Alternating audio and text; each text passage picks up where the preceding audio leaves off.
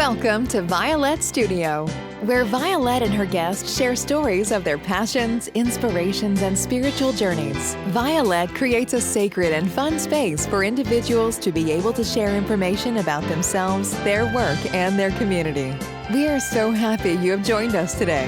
Let's get started with your host, the magical creator of Discover Your Spiritual Gifts, Vialet. Vialet Rain. So, thank you everyone for joining us today for Vialet Studio. My guest today is Kendara Laurel. Did I pronounce that right? Totally. Yay! I've known Kendara for a long time. I went and had a reading from her probably in 2012. So a long time ago. So love when I can reconnect, and we connect in and out. It's like ships that meet along the way, along the path. So thank you, Kendara, for joining me today. Violet, thank you for having me. I'm delighted to be here. I'd love to have you. So talk to us a little bit about your spiritual journey, because you've been working and doing readings and classes for quite a while. So how did all that get started? Well, it started about 40 years ago at a health food store in Miami Beach called the Health Hut. And I was working as a waitress there, and another waitress named Kristen had a mother who was a medium. And they were having a fair. Have you ever heard of Spiritual Fellowship Frontier? It's a spiritual organization, and they were having a convention. And so we decided to go. I knew nothing about this stuff at the time. I was 25, and we're listening to all these talks, and they're talking about auras, and there are all sorts of workshops. And this man named Clem is talking about spirituality. And he says, people only use 10% of their brain, and the rest is spiritual. And that was the key that unlocked it for me. And I started looking for teachers. In those days, I had a car, so I was able to get around. But I found a woman named Mildred McDonald, who was a medium. And I started studying with her, and I decided to get a reading. She had a little tiny room in the back of her house with a huge piece of cardboard which said, readings, this is how long ago it was, readings $15. Such and such, such and such, such and such, certain price, trance, $25. And I said, I wonder what a trance is. And her eyes closed and her legs shot straight out and she went into trance, which is where she was taken over by this other energy. And it was amazing, but it wasn't scary. And I just kept taking classes. And when I was 25, I was baptized in the spiritualist religion, which talks to the other side. And that's why I have sunflowers on all of my things, because the saying is, as the sunflower turns its head towards the sun, the spiritualist turns their head towards wisdom, as you probably know. And I've just been doing this. I do readings. I do a lot of classes. And I love it. It's such a privilege. It's just interesting to turn people onto the gifts they already have. It really is.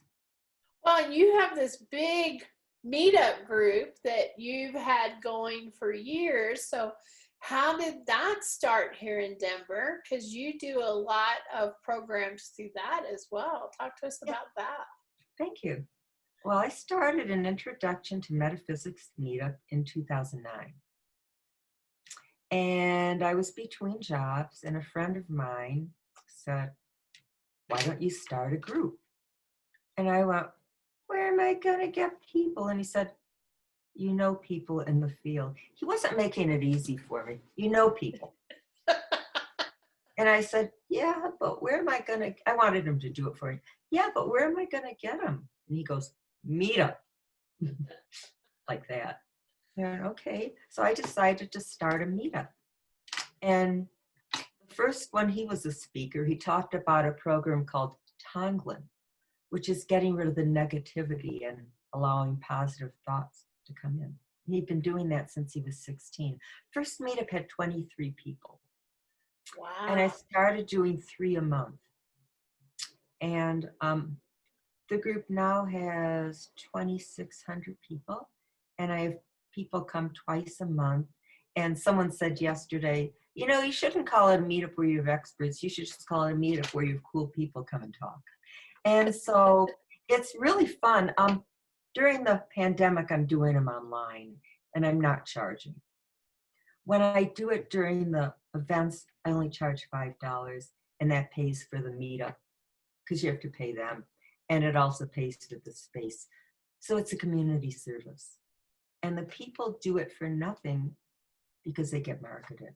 And it allows people to connect. Because, you know, one thing I love about Denver is we're generous. Like, I don't do Akashics. I'm going to refer them to Jason.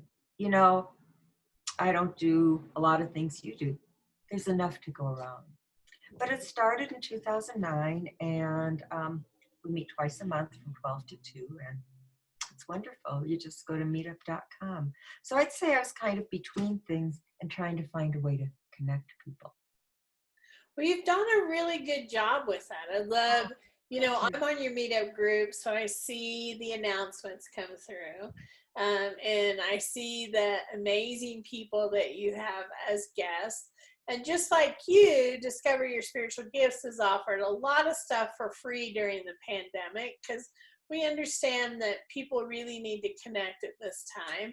And some people have been really impacted financially, and I want to be sensitive to that, just like you're trying to be. And you and I are learning how to use Zoom more. I gotta tell you, that is an experience in itself. I don't know what your experiences are like, but I've had ones where I'm doing a meetup and I get shut out of the meetup and they won't let me back in. Right? Well, you know, there's just lots of stuff with technology, but we're learning to step in. Now, one of the other things that I know about you is you work with I Ching a lot. So talk to us about what that is. Educate us, because I bet a lot of our viewers have never heard of that. So talk to us a little bit about that. I love to do that. So the I Ching goes back to Confucius. It's really over 5,000 years old. I thought it was 3,000 years old. And then I had an I Ching expert come and talk last week, and I went, oh, okay. So basically, the term comes from I, which means change, and Ching, which refers to all the ancient Chinese classics. Until recently, every single educated Asian needed to know it. And they would have people come who interpreted for them, called sages. There's 3 versions. There's a Taoist, there's a Tibetan, and there's a Chinese version. The thing about the I Ching, which is incredible, is that you're your own psychic. Have you ever noticed how when you've got something going on in your life where there's a block, there's a same type of block in every area, like you're not communicating, you're not feeling like you're heard? You don't even have to ask a question. You can just say, what do I need to know about? So in 1926, a German Christian missionary named Sir Richard Wilhelm, who had spent time in China, brought the I Ching to Germany in the traditional way. And in 1949, Carl Jung, the famous psychotherapist, wrote the preface to the book. And he said, the I Ching is a book for lovers of self-wisdom. And Confucius is supposed to have said, if I had 70 more years to live, I would use it studying the I Ching. So the way it works out is this. There's 64 6-lined figures called hexagrams. And you ask a question and you throw 3 coins 6 times. Heads count as 3 and tails count as 2. And so each time you throw a coin, If it's an even number, it's broken. And if it's an odd number, it's solid. And at the end of the question, you've got a 6-lined figure. And it's amazing. Because in addition to the 64 hexagrams, anytime you get 3 of the same kind, it's called a changing line. And then you do another hexagram with the different lines. It's mind-blowing. It's the only reading I give myself, and I am just in love with it.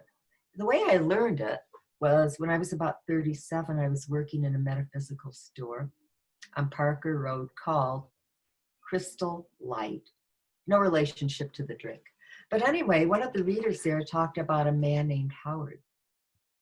And so Howard and I met when he came to Denver, and little tiny Native American man with gray braids and a headband named Howard Badhand, who lived on Rosebud in South Dakota. And so I meet Howard, and he takes my hand, both of his, and he says, "You're very intuitive. You need to learn to use it. I teach." And once a month for a year and a half, he would come to Denver.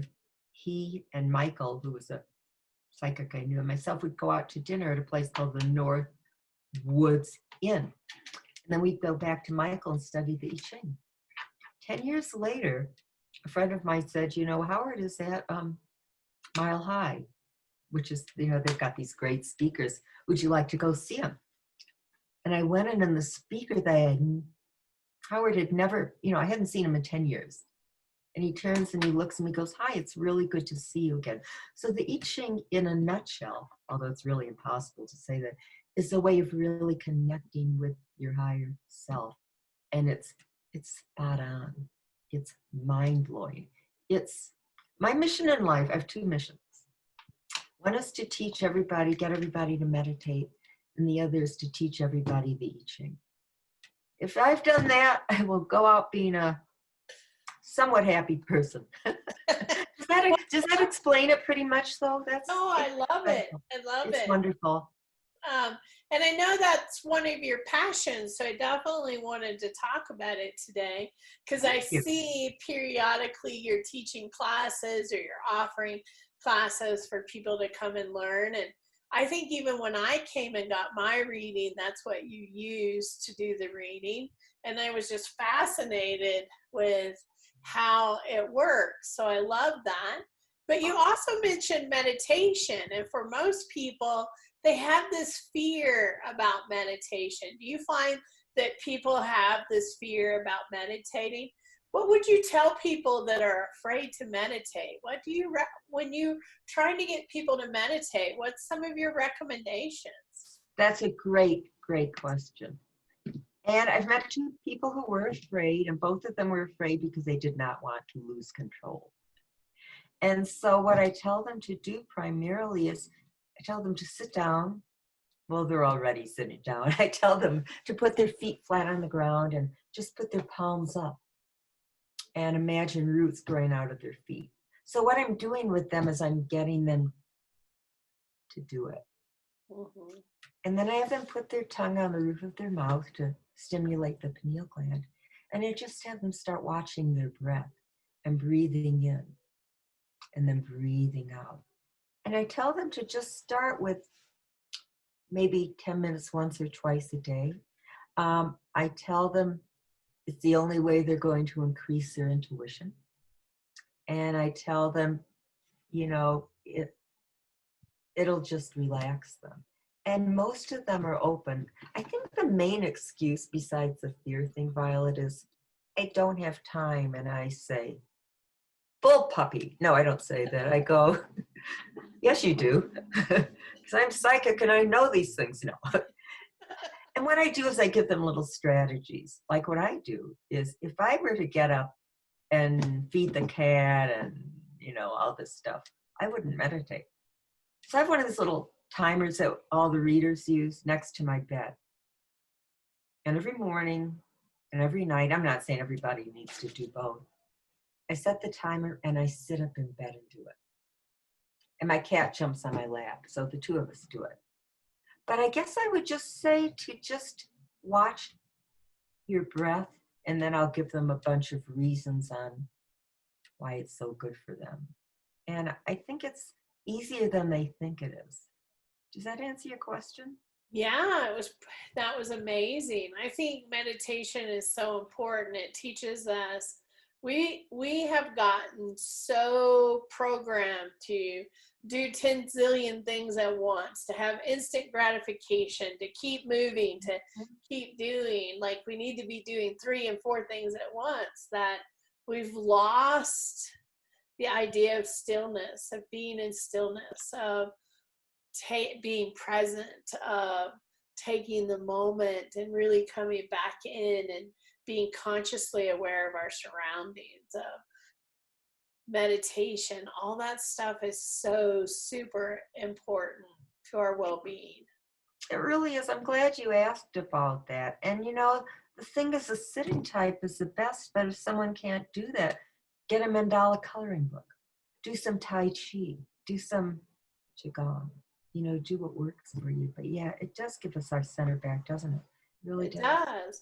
You know, just taking the time in the morning for your hot tea or your coffee or whatever, to not have anything on, no TV, no radio, nothing, quiet, sitting, enjoying the aroma, the taste, being in the moment, being present, allowing yourself to empty your mind of all things and just be, right? Is so Absolutely. Absolutely. Be here now. It's the best feeling, you know, just sitting there. Yeah, it is. It is. So for the viewers, I'll let you know, I'll put up Kendara's Meetup Group on the bottom, so you can see that. Thank you. So you can connect, absolutely. I also know that you're a reader at Shining Lotus. I love the guys at Shining Lotus. Aren't they the best? Aren't they sweet? I love Justin and beautiful. Tim. Yeah, just a beautiful center. I love going and shopping there. I go and I attend events there. I am very supportive of what they do and what they offer. I am definitely one of the folks that believes in collaboration and working together and supporting. Yeah.